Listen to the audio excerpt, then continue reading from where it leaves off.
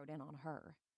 For starters, the video that shot her into the stratosphere of internet celebrity showcased her dancing in a pink tutu with a posse of matching pink poodles to that Carly Rae Jepsen song no one ever needs to hear again, capped off by her jumping into an alarmingly neon pink pool.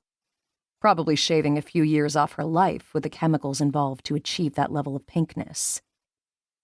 But she surprised me from the first read-through with her passion and dedication and genuine talent.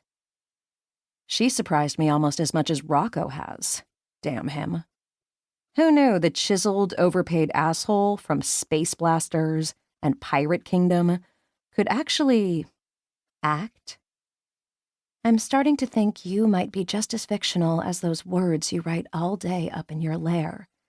Maisie continues evenly, her calmness more sickening, more cruel than open-faced fury ever could be. I wish I had screamed, cried. But no, I'd chosen this. Or no, she continues, I have that all wrong, don't I? Because maybe it's all less fiction than I ever knew. I didn't. I could never. Rocco crumples to his knees on cue. I'm your father. I hold my breath, keep my eyes open, as much as I'm tempted to block the rest out. No, I don't have a father anymore.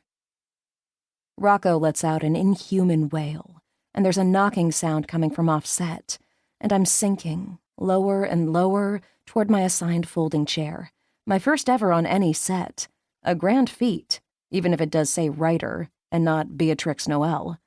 Then, cut! And applause and hoots, all a rolling blur of noise, threatening to knock me down to my knees, too. I squeeze my eyes shut, force myself to breathe in and out, remind myself that I asked for exactly this. No complaints, no regrets. I'm living my dream, aren't I? Watching this movie come to life? Even if that dream is currently treading into full-blown nightmare territory.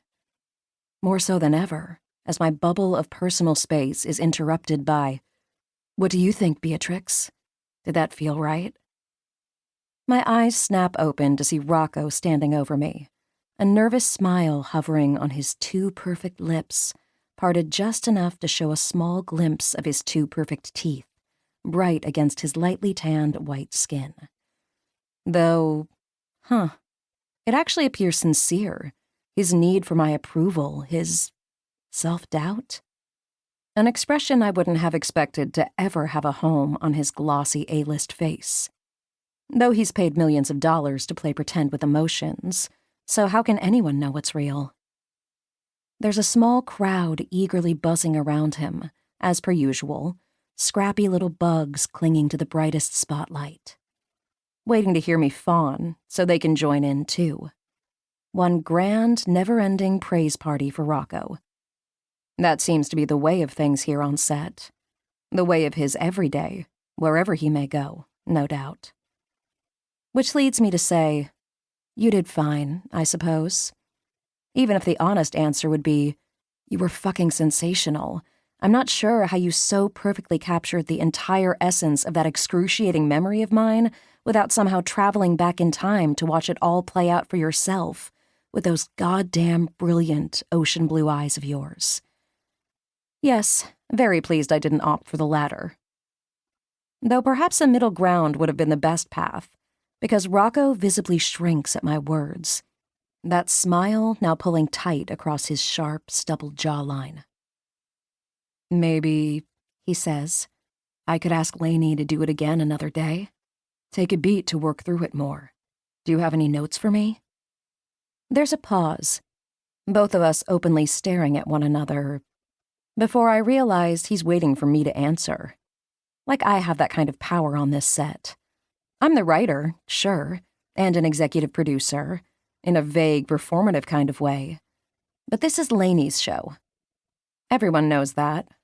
Lainey Leah, the newly minted Academy Award-winning director who took a chance on a tiny indie film written by a tiny Hollywood nobody and somehow managed to rope in Rocco fucking Riziero along the way.